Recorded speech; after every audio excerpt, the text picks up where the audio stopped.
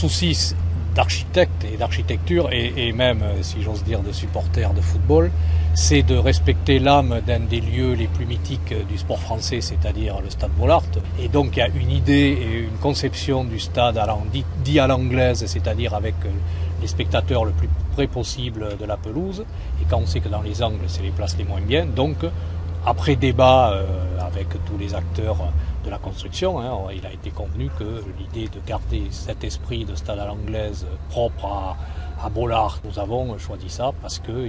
ça nous semblait très important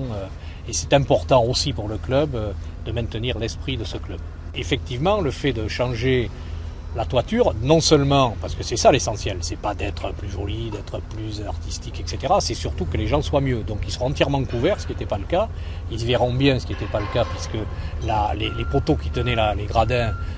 empêchaient bien sûr les gens derrière d'y voir. Donc, et les façades seront également refaites dans l'esprit et en interface avec le Louvre-Lens à 200 mètres d'ici. 38 000 places nouvelles, confortables, à l'abri des intempéries, avec une visibilité à 100% sur la pelouse, au plus près qu'il est possible de faire dans un stade. Donc effectivement, il y a 38 000 places maintenant, qui est une jauge quand même sur un stade en France, qui fait partie je parle de stade avec le confort nécessaire au sport moderne et au football moderne, qui fait partie des stades qui seront les plus avec la jauge la plus importante, si j'enlève Marseille et le Stade de France, c'est largement au-dessus évidemment. Au niveau de l'organisation du chantier, là aussi ça a été débattu avec tous les acteurs et notamment le club qui est l'acteur le plus important,